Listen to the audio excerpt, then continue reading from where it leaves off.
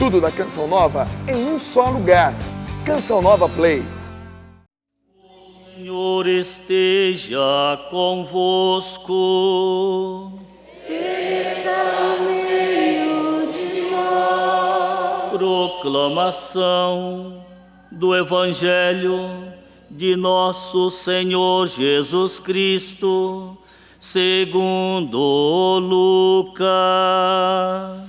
Glória a vós, Senhor.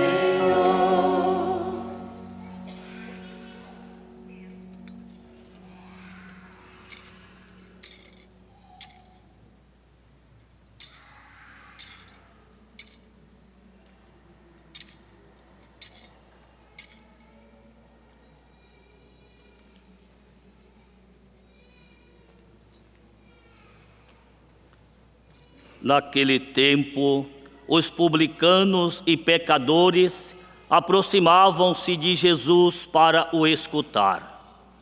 Os fariseus, porém, e os mestres da lei criticavam Jesus. Este homem acolhe os pecadores e faz refeição com eles. Então, Jesus contou-lhes esta parábola. Um homem tinha 2 filhos.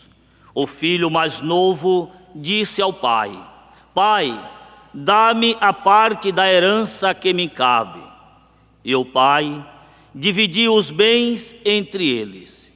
Poucos dias depois, o filho mais novo juntou o que era seu e partiu para um lugar distante.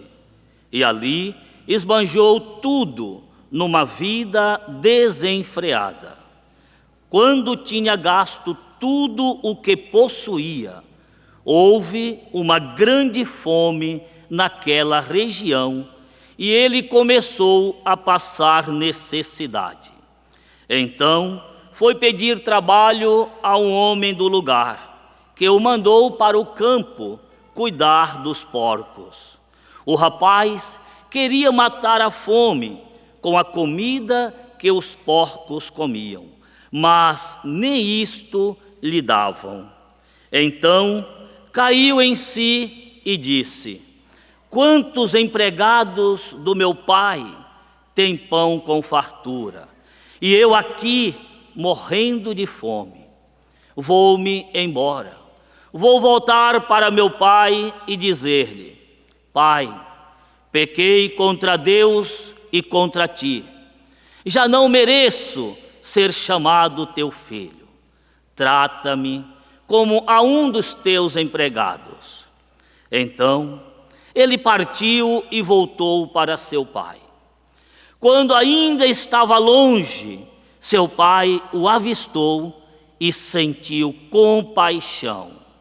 Correu-lhe ao encontro, abraçou-o e cobriu-o de beijos. O filho então lhe disse: Pai, pequei contra Deus e contra ti. Já não mereço ser chamado teu filho. Mas o pai disse aos empregados: Trazei depressa a melhor túnica para vestir meu filho, e ponde um anel no seu dedo e sandálias nos pés. Trazei um novilho gordo e matai-o. Vamos fazer um banquete, porque este meu filho estava morto e tornou a viver. Estava perdido e foi encontrado. E começaram a festa. O filho mais velho, que estava no campo, ao voltar, já perto de casa, ouviu música e barulho de dança. Então chamou um dos criados e perguntou o que estava acontecendo. O criado respondeu: É teu irmão que voltou. Teu pai matou o novilho gordo, porque o recuperou com saúde. Mas ele ficou com raiva e não queria entrar. O pai, saindo, insistia com ele. Ele, porém, respondeu ao pai: Eu trabalho para ti há tantos anos jamais desobedeci a qualquer ordem tua. E tu nunca me deste um cabrito para eu festejar com meus amigos. Quando chegou esse teu filho, que esbanjou teus bens com prostitutas, mataste para ele o novilho cevado. Então o pai lhe disse: filho, tu estás sempre comigo, e tudo o que é meu é teu. Mas era preciso festejar e alegrar-nos, porque este teu irmão estava morto e tornou a viver. Estava perdido e foi encontrado. Palavra da salvação. Glória a vós, Senhor.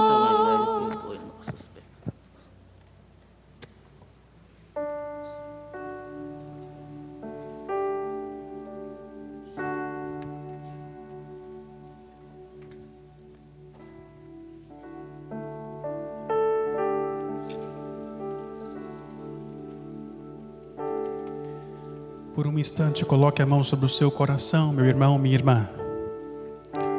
Se você puder e quiser, feche os teus olhos um instante. Permita que a palavra que foi proclamada encontre lugar dentro de você.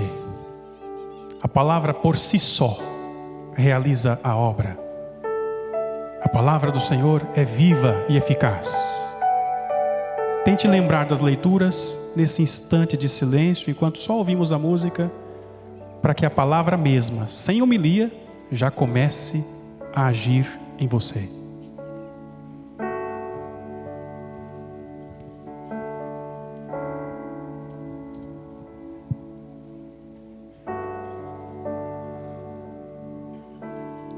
Suavemente ore no Espírito, para que o Espírito também desabroche dentro de você a capacidade para compreender, para frutificar.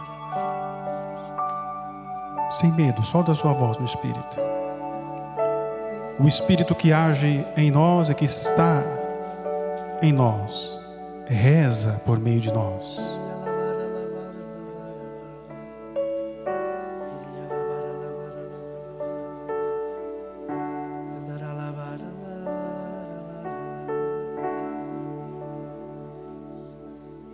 Vem Espírito, vem Espírito, sozinho eu não posso mais, sozinho eu não posso mais, sozinho eu não posso mais viver. Eu quero amar, eu quero ser, eu quero amar, eu quero ser aquilo que Deus quer. Sozinho eu não posso mais, sozinho eu não posso mais, sozinho eu não posso mais viver. Em nome do Pai, do Filho e do Espírito Santo. Amém. Meus queridos irmãos e irmãs, nós estamos celebrando neste encerramento do nosso Kairós Coração Fiel, o 4º domingo da Quaresma, que é também chamado o domingo letare. A palavra, o verbo letare, significa alegria em latim. É aquele domingo que no coração da liturgia quaresmal, a igreja reserva para nos dar já aquele aperitivo, já nos introduz nas alegrias pascais que vamos celebrar no final da Semana Santa.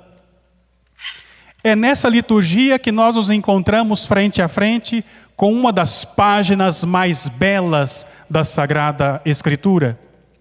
É importante recordar que a Páscoa não é uma celebração apenas católica. A Páscoa já era celebrada pelo povo judeu. O povo hebreu, por causa da sua história, da sua trajetória, ao sair da escravidão, deixou uma marca na história do seu povo, da sua nação. E Jesus entra nesta história para trazer uma luz diferente. É interessante porque na primeira leitura encontramos no livro do profeta Josué essa palavra, essa instrução, este caminho do povo de Deus. É importante observar também que na segunda leitura somos convidados a permitir que o Senhor nos converta. Pela palavra, a palavra nos diz: eu vos exorto, deixai-vos reconciliar com Deus. E é interessante porque a quaresma é tempo de reconciliação. É tempo de voltar para o Senhor. Me lembro que toda a quaresma nós cantamos aquela música de 1900 e Guaraná com Rolha, que todos vocês com certeza sabem, que chama o cristão fiel à conversão, lembrando que nós somos pecadores. Quem aqui é pecador? Levanta a mão para eu ver aqui. Ah, tá bom. Aquele que não levantou a mão, a gente vai tirar a imagem de Nossa Senhora e colocar a pessoa ali. Que a própria palavra diz: quem diz que não tem pecado, engana-se a si mesmo. Somos pecadores. Somos pecadores. E na quaresma nós somos convidados a recordar essa condição. O que é um pecador? Pecador é aquela pessoa que reconhece que precisa voltar para Deus. A palavra de Deus diz que o justo peca 7 vezes por dia. Se o justo peca 7 vezes, imagina nós, eu e você, quantas vezes pecamos. Às vezes saímos da confissão e já cometemos um pecado. Nós somos aqueles que mais necessitamos implorar: Senhor, misericórdia. E aí toda a quaresma a igreja canta: pecador, agora é tempo de contrição e de temor. Quem conhece a música, levanta a mão. Tem mais de 30 anos. Porque essa é antiga, né? Serve a Deus, despreza o mundo, já não sejas pecador. Serve a Deus, despreza o mundo, já não sejas pecador. É interessante que a canção que várias paróquias no Brasil entoam durante o tempo quaresmal nos ajuda a perceber a seriedade do tempo. Uma das coisas que não voltam jamais é o tempo. O tempo perdido não pode ser recuperado. Veja, por exemplo, uma pessoa que não dorme direito. A insônia provoca a morte de células cerebrais. Então, uma noite mal dormida significa saúde que foi embora. É muito sério isso. Se assim acontece nas dinâmicas fisiológicas do ser humano, como não perceber essa mesma dinâmica na realidade espiritual? Passam meses, passam anos, sem que busque teu Senhor. E aqui eu conheço pela cara umas pessoas que têm 10 anos que não confessam. Pela cara. Outras pessoas têm 2 anos que não confessam. Gente que corre do padre igual o diabo corre da cruz. Eu vou confessar para padre? Não. O que padre quer saber da minha vida? Padre é um comedor de arroz e feijão como eu. É verdade. O padre come arroz e feijão, mas o padre também confessa, sabia? Eu também confesso. Um dia uma pessoa falou para mim assim: padre, eu já entendi como é que é as coisas da igreja. Os padres confessam para o bispo confessa para o papa, e o papa, não, você não entendeu nada. Basta que você encontre um outro padre, você pode se confessar. Ué, padre, então o senhor pode confessar com o senhor mesmo? Eu falei assim: olha aí, está vendo? Sempre procura uma saída, né? Eu até brinquei e falei assim: eu tentei confessar comigo mesmo, mas o espelho quebrou. Não tem jeito, eu preciso me ajoelhar diante do sacerdote e reconhecer os pecados.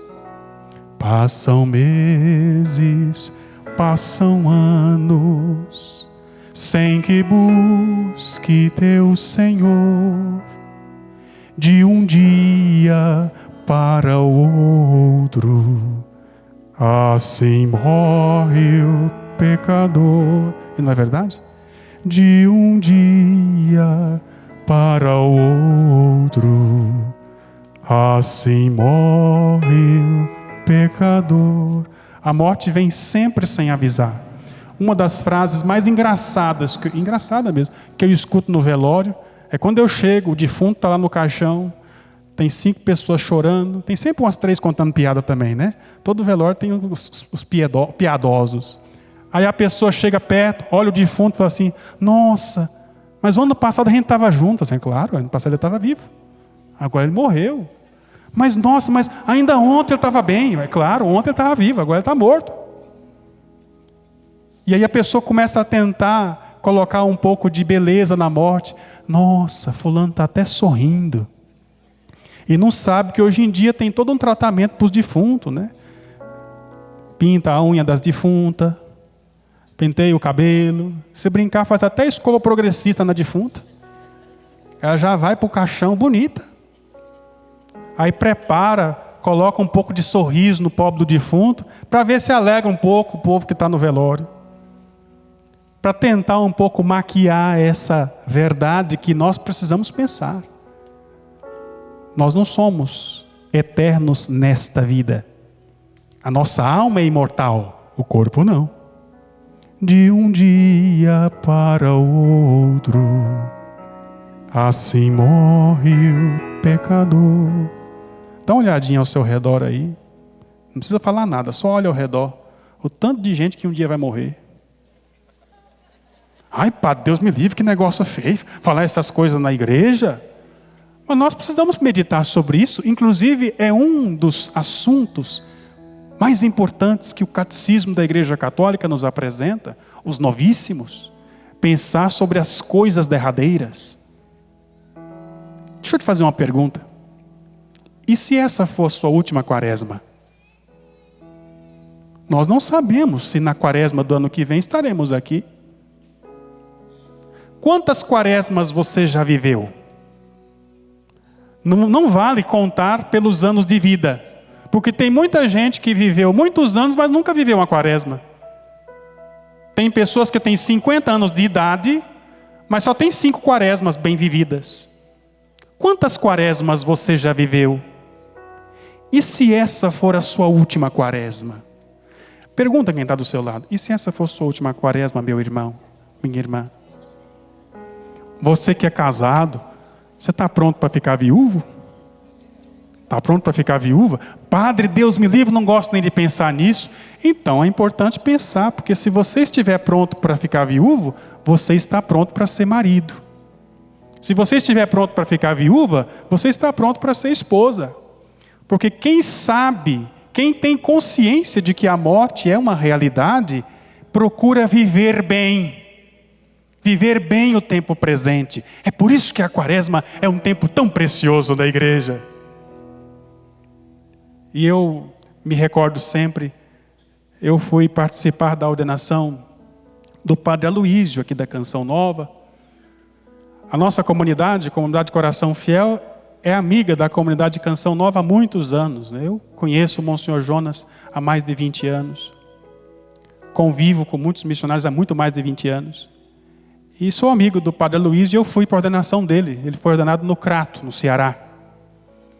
E na semana da ordenação, eu escutei as senhoras da paróquia cantando essa música, mas cantando uma estrofe que eu nunca vi. Acho que essa é a única música na igreja católica que fala dos defuntos, dos mortos que estão no inferno. Nenhuma música, eu não conheço nenhuma música na igreja que canta o que acontece no inferno. E essa música canta. Isso aqui é uma novidade aqui que eu descobri lá no Crato, no Ceará. E lá eles cantam assim, ó. Os que estão lá no inferno. Ah, Maria, só de pensar já treme, né? Você nunca ouviu uma música que fala do que está acontecendo no inferno. Essa fala.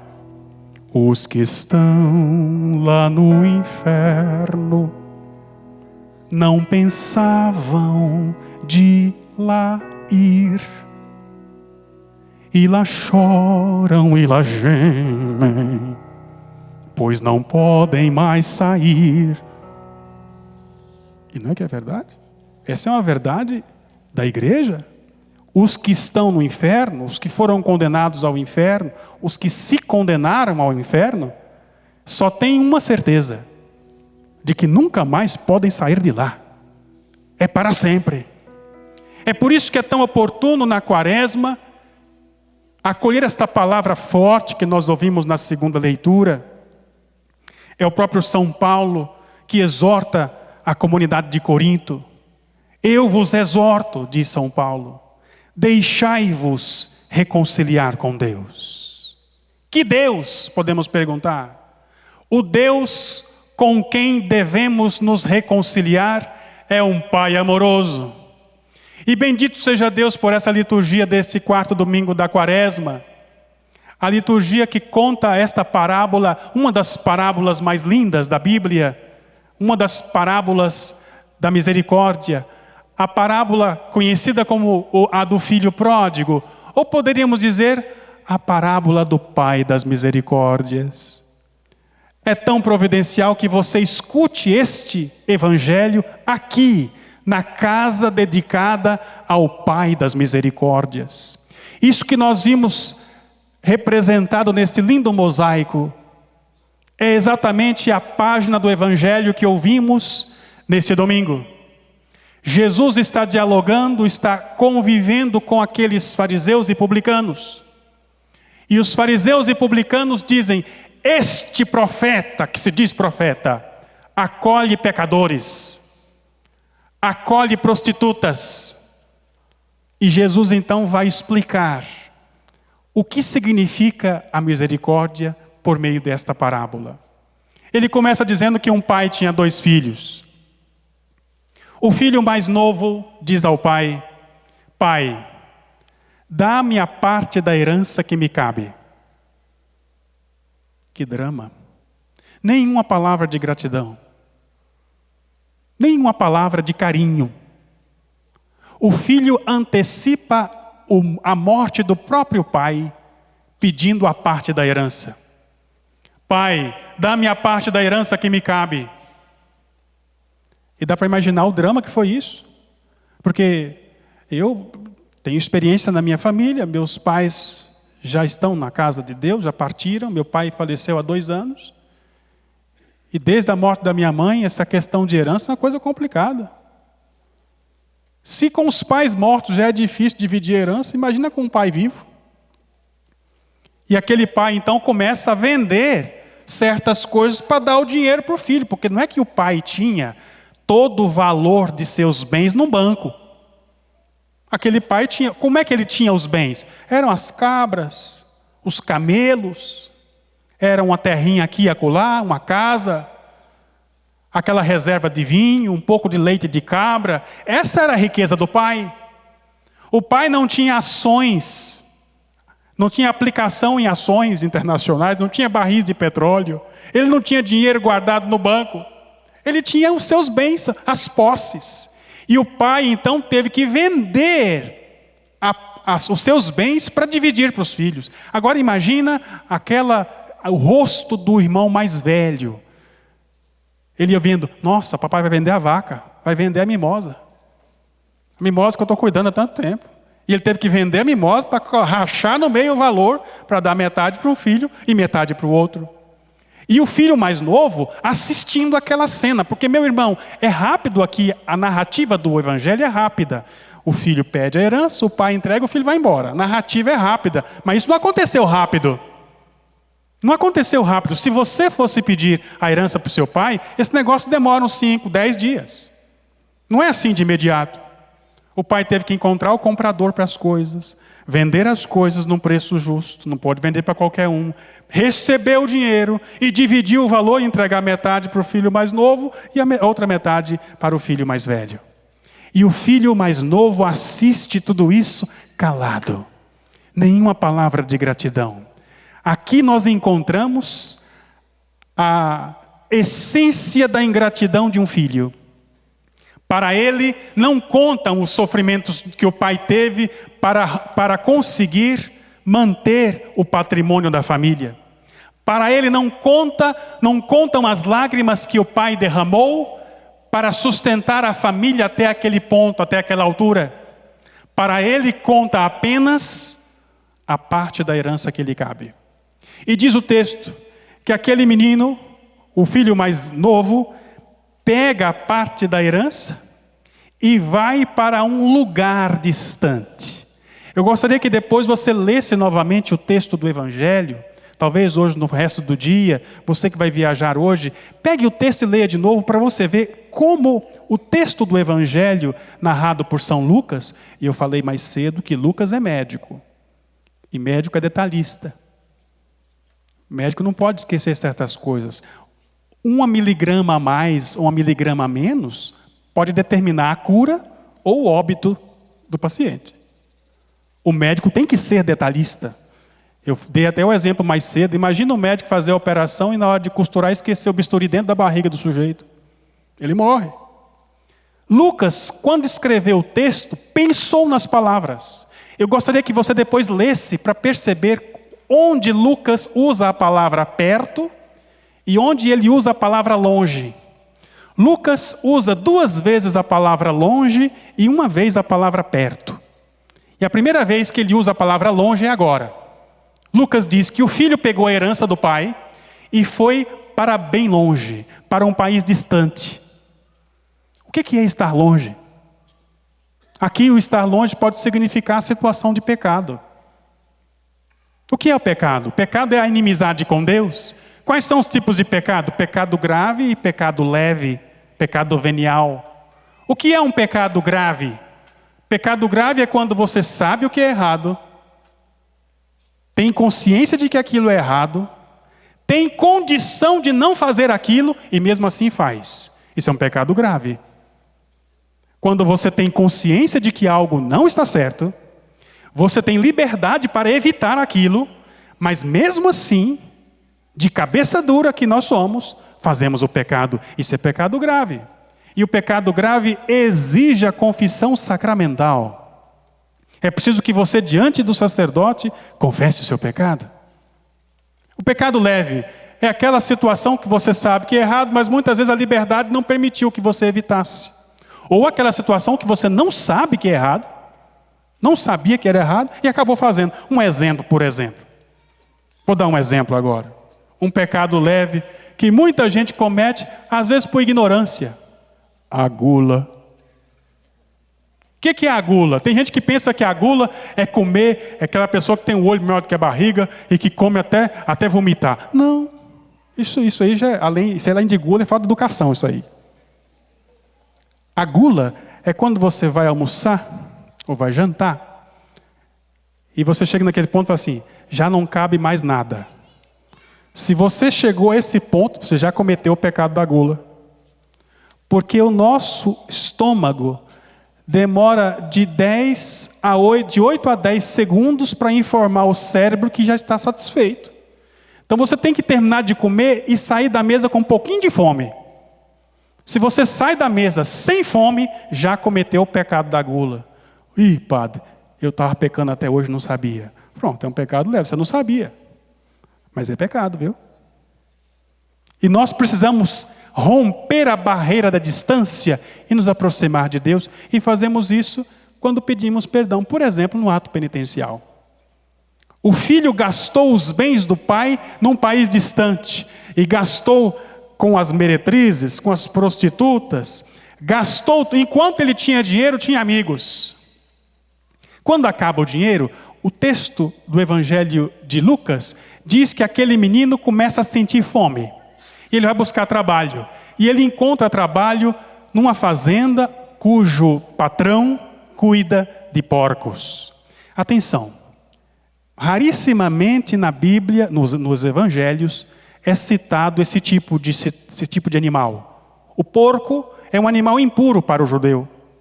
Jesus cita o episódio lá do endemoniado, né? Que o demônio vai nos porcos e mata os porcos, e cita aqui. Esse menino só encontra trabalho entre os piores considerados entre os judeus. Um dono de uma manada de porcos. E ele fica com vontade de comer a lavagem do porco. E aí ele começa a pensar, o texto diz assim: então caiu em si. Essa palavra caiu em si é obra do Espírito Santo. O Espírito Santo é que nos ajuda a enxergar a verdade do que nós fazemos. Nós aprendemos na Sagrada Escritura que o Espírito Santo é aquele que nos convence do pecado. Porque há muita gente que não está convencida do pecado. E esse rapaz começa o processo do convencimento. Ele cai em si. Mas atenção, ainda não é o verdadeiro arrependimento. Tem 2 tipos de movimento interior que precisamos ter para voltar para Deus. A contrição, o arrependimento, ou a atrição. O que é a atrição? É a pessoa que confessa porque tem medo do inferno. Nós não podemos voltar para Deus por medo do inferno. Temos que voltar para Deus por amor a Deus. Quando voltamos por amor a Deus, isso se chama conversão, isso se chama arrependimento. Esse rapaz aqui, ele começa o processo de atrição. Ele fala assim: caramba, na casa do meu pai tem tanta comida boa, e eu aqui querendo comer lavagem? Eu ser besta só. Se ele fosse mineiro ia falar isso, né? Eu vou voltar. Você está louco? Eu ficar aqui querendo comer lavagem? Vou voltar. Mas na hora que ele pensa de voltar, fala assim: e agora? O que eu vou falar para o velho? Eu praticamente matei o homem. Eu dei um baita desgosto para ele. Aí ele começa a pensar o que ele vai falar com o pai. Isso acontece muito nos casais, por exemplo. Quando o marido chegou fora do horário, a esposa combinou com a esposa que ia chegar em casa às 8 horas e o marido chega às 11h30. Aí ele no caminho já fica pensando: o que eu vou dizer para ela? Ele vai calculando: vou falar para ela que o pneu do barco furou. Ele vai encontrar uma desculpa, que ele quer com a palavra tentar apaziguar os ânimos. Acontece no casal, entre o casal de namorados, o filho com o pai. O pai deixa o filho na festa e fala: o seu horário é 11 horas. E o menino chega 2 da manhã. Na estrada já vem pensando: o que eu vou falar para minha mãe? Mãe, é que é o seguinte, meu colega falou isso, e geralmente é mentira. Esse rapaz começa a pensar: o que eu vou falar com meu pai? E ele começa a elaborar uma confissão. Ele começa a pensar assim: vou dizer para ele assim: pai, pequei contra o céu e contra ti. Eu acho que se eu falar isso vai dar certo. Essa é uma frase bonita, né?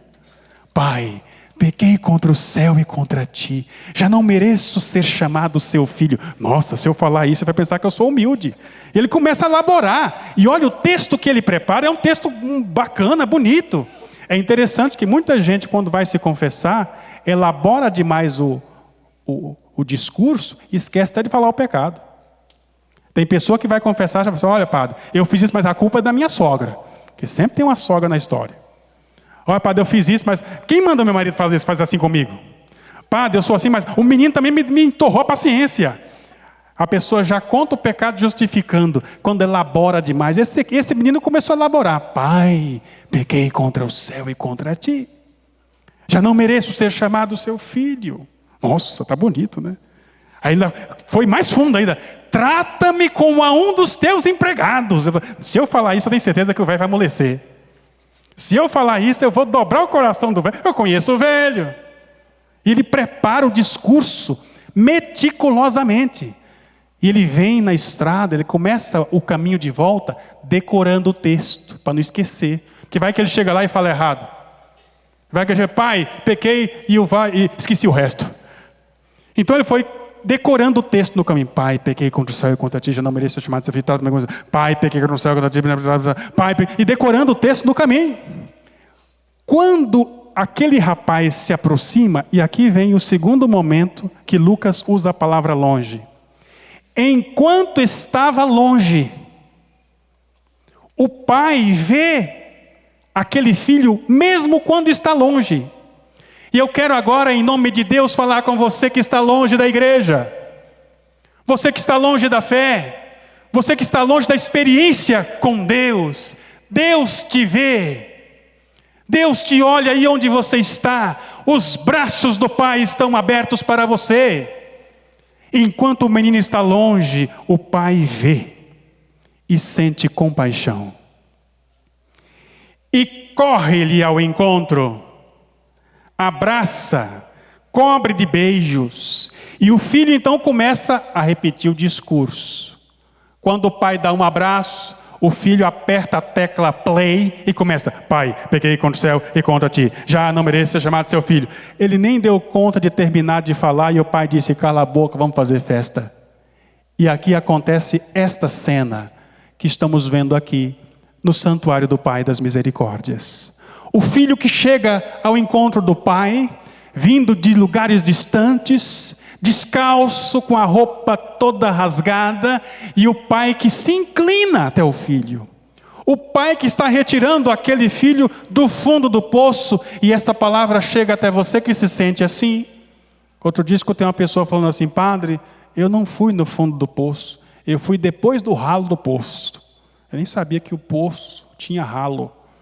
Que se alguém está no fundo do poço, eu estava depois do ralo e lá no meio do cocô.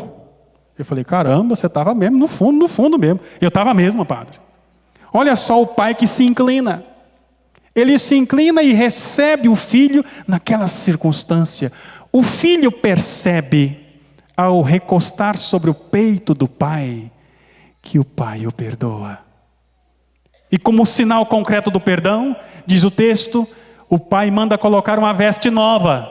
Aqui nós encontramos neste mosaico o filho mais novo, que ainda está com a veste suja, toda rasgada. É tão bonito os detalhes deste mosaico, dá para a gente ficar rezando esse mosaico aqui um dia inteiro.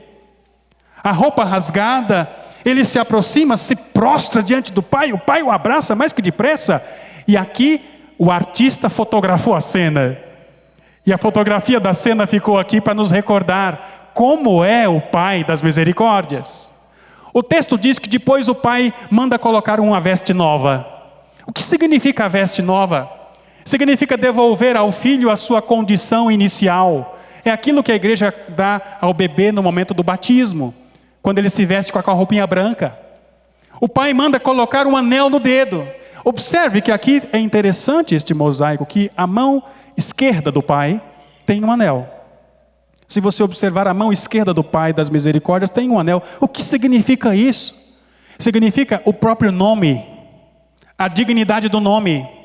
O pai manda colocar um anel no dedo do filho para dizer: você é meu filho. Apesar de tudo o que você fez, você é meu filho. O mesmo anel que eu tenho, você tem. Você pertence à minha família. Você não é vergonha para o nosso sobrenome. Você carrega o meu nome. Aquilo que o Gênesis diz, que nós somos imagem e semelhança de Deus.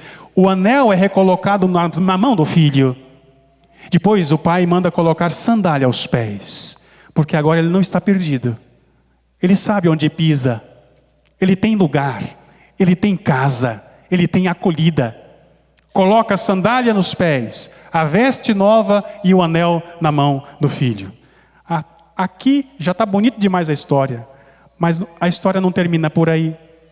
Ele manda fazer uma festa, manda matar o bezerro. Ele já tinha vendido a mimosa, que já foi uma briga com o filho mais velho. Vendeu a vaca, vendeu os cabritos, vendeu o camelo. Agora mandou matar aquele animal mais cevado. Mandou fazer um churrascão daqueles. E quando o menino está chegando, ele sente o cheiro do churrasco. É engraçado, né? Que a gente, quando está, não sei se acontece com vocês estão com fome, sente aquele churrasquinho de gato, conhece aquele churrasquinho, que a pessoa assa o churrasquinho lá, muitas vezes até gato que está assando, né? Mas é gostoso, o cheiro é bom, né? Você sente de longe. E o filho está voltando e sente o cheiro do churrasco. E escuta o barulho da festa. O filho coloca todos os seus sentidos e percebe que está acontecendo alguma coisa diferente na casa do pai. E a hora que ele chega perto, ele fala: o que está acontecendo aqui? Esse filho mais velho que viu o pai chorando, que viu o pai passando necessidade depois que teve que vender as coisas, passando humilhação, sendo alvo da fofoca da vizinhança. A vizinhança que falou: esse aí é o pai que o filho pegou a herança e foi embora. O pai que sofreu horrores pelo distanciamento do filho, de repente tem festa na casa. Ele fala, o que está acontecendo? Que motivo de festa é esse? E aí chega o empregado, porque tem sempre um passarinho verde para contar as coisas para nós, né? Sempre tem alguém que fala assim, fulano, você não sabe de nada. Sempre tem alguém para contar as coisas. E esse empregado fala assim, olha, é teu irmão que voltou. Observa aqui a colocação das palavras. É teu irmão que voltou. Teu pai mandou matar o novilho gordo. Mandou fazer festa, porque o encontrou com vida. E o filho mais velho, o irmão mais velho, tem um problema sério. A inveja. Você conhece alguém que já teve inveja? Por acaso, vocês... Pergunta quem está se você conhece alguém que já teve inveja. Você já viu alguém com inveja? Ainda existe inveja hoje, gente? Existe. A inveja. A inveja foi, inclusive, a razão do primeiro fratricídio da história. O primeiro assassinato da história foi por causa de inveja, sabia? E foi 2 irmãos. Quem são os 2 irmãos?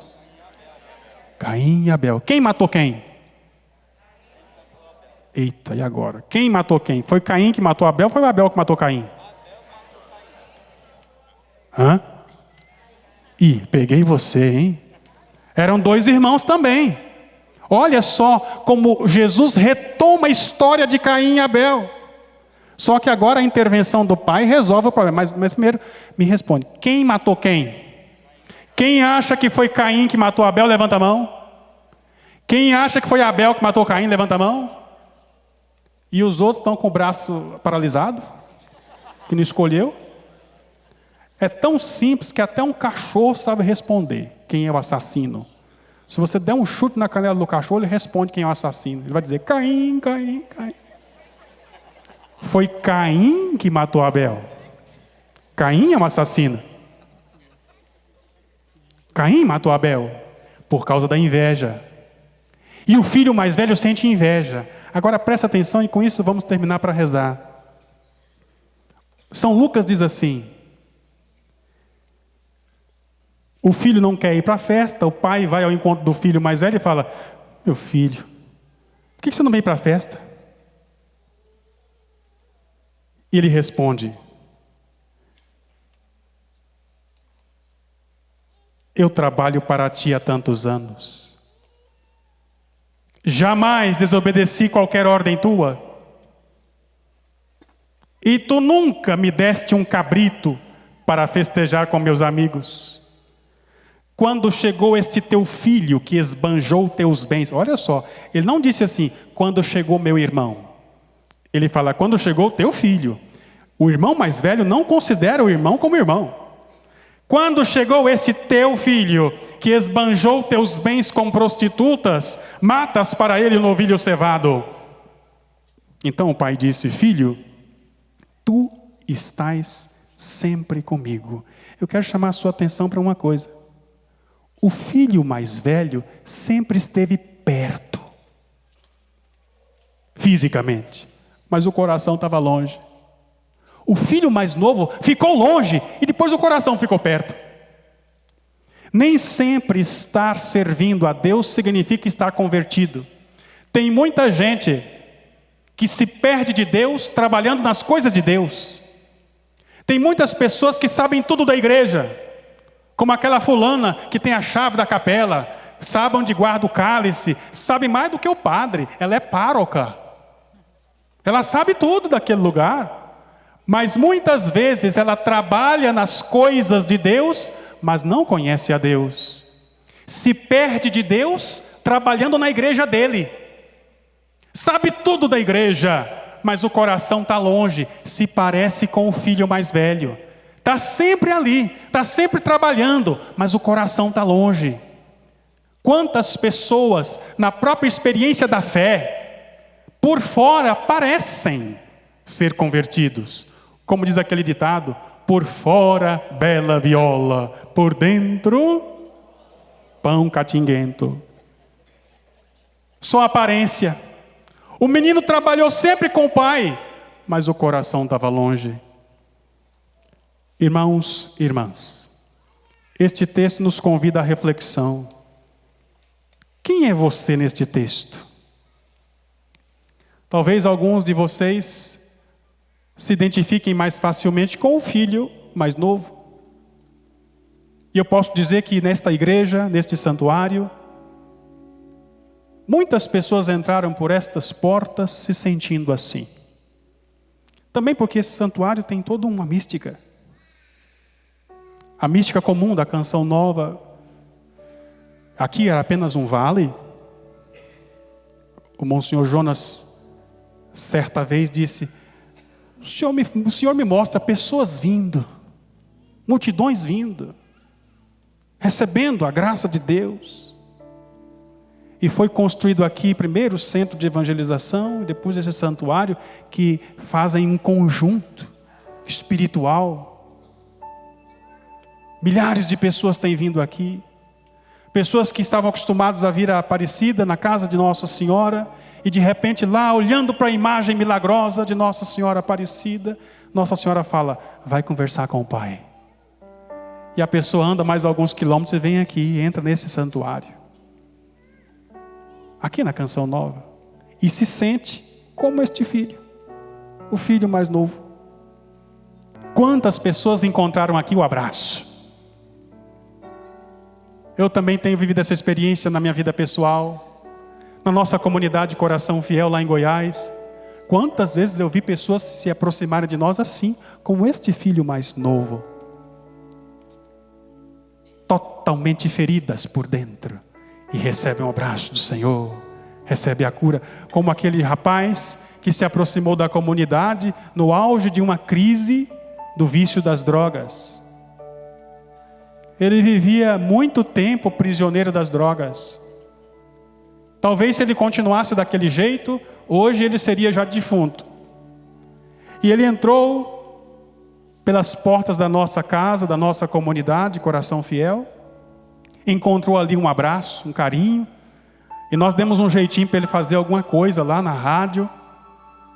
E em bem pouco tempo este rapaz se recuperou do vício e montou o seu próprio negócio, se tornou um mini empresário. O abraço do Pai que restaura a gente para a vida. Talvez você se identifique com esse menino, o mais novo. Talvez você se identifique com o Pai. Na nossa comunidade, eu sou o pai espiritual da comunidade. Muitas vezes eu me sinto um pouco como este pai. Nem sempre eu recebo gratidão. Eu já escutei de tudo.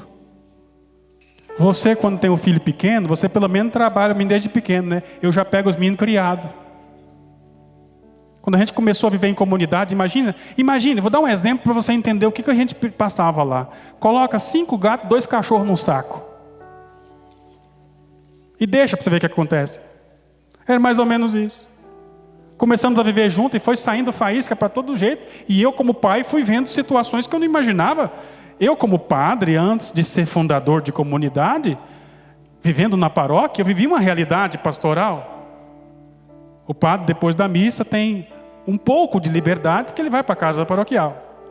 No meu caso, que eu moro junto com os missionários, a minha casa é a casa deles também. Então, vamos junto para casa. E eu vi várias coisas ao longo desses 14 anos. Muitas vezes a gente pode se imaginar no lugar do pai, que recebe ingratidão. Tem também o filho que agradece. Tem também o filho que dá carinho. Tem também o filho que reconhece. Mas, fala a verdade, quem aqui tem filho, levanta a mão. Quem aqui tem filho, levanta a mão. Se eu tiver errado, pode me corrigir. Você acha que o seu filho vai conseguir algum dia entender o sacrifício que você já fez por ele? Ele pode manifestar o carinho. E tem filhos que são bons, pelo amor de Deus. Mas nossa missão de pai é sacrificar mesmo. Faz parte da gente. Muitas vezes, encontramos o filho que agradece, que é educado, mas por mais que ele tente, ele não vai nem imaginar. Por exemplo, uma coisa extraordinária é mãe. Mãe, quando vai limpar o cocô do menino, acha o cocô cheiroso.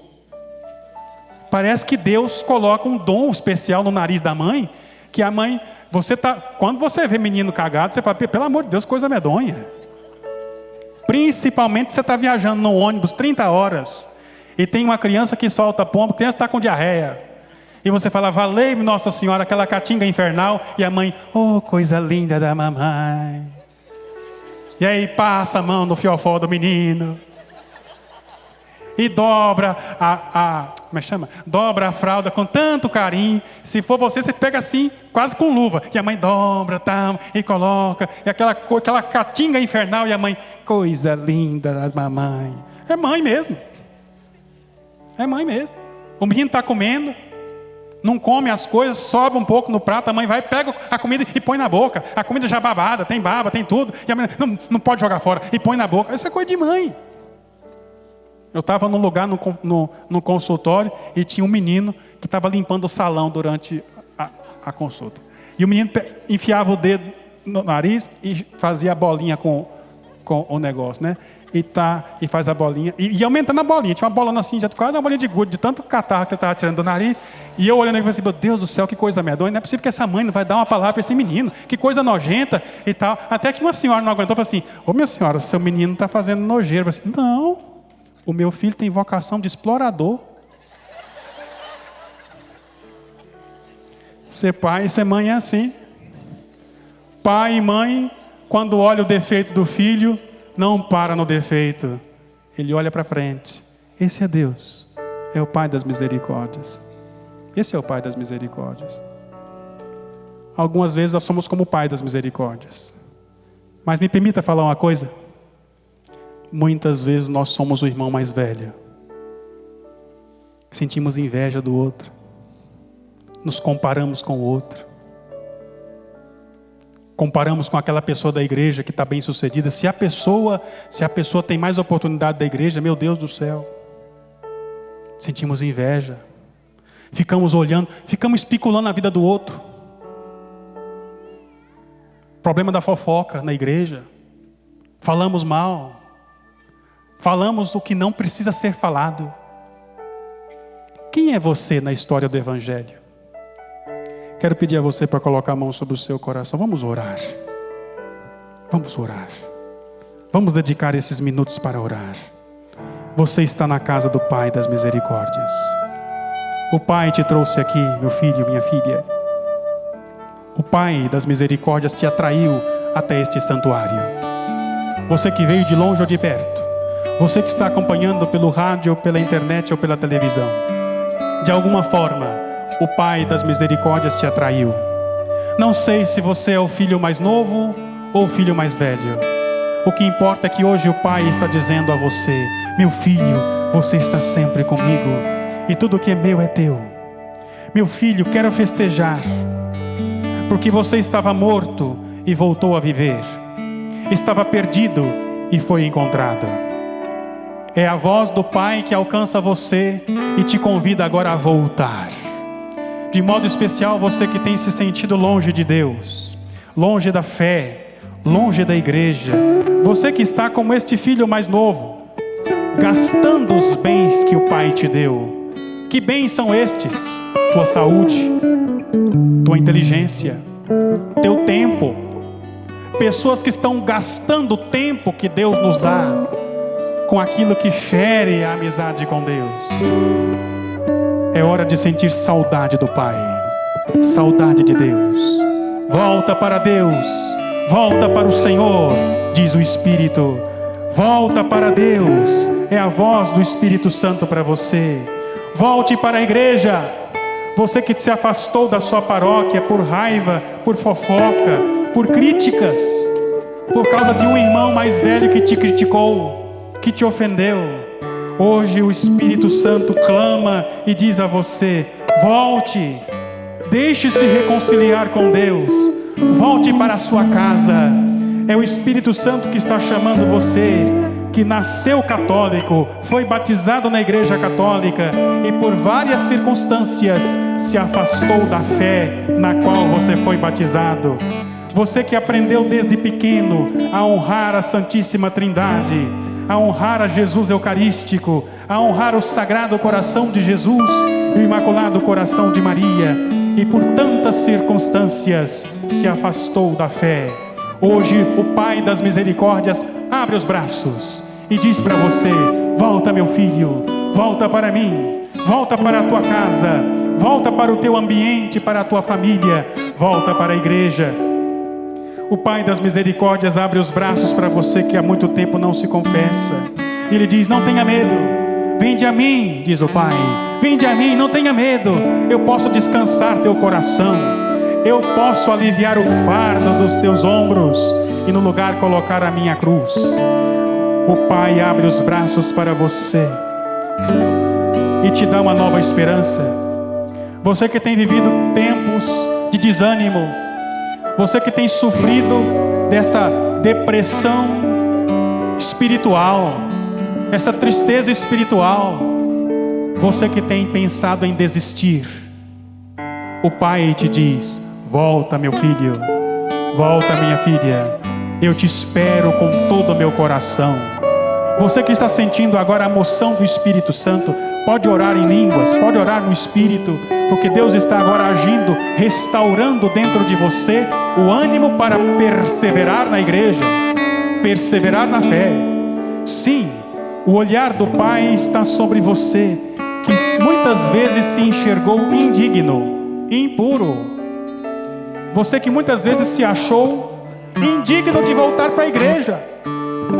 Hoje o Pai está dizendo: para mim você sempre será meu filho, sempre será minha filha.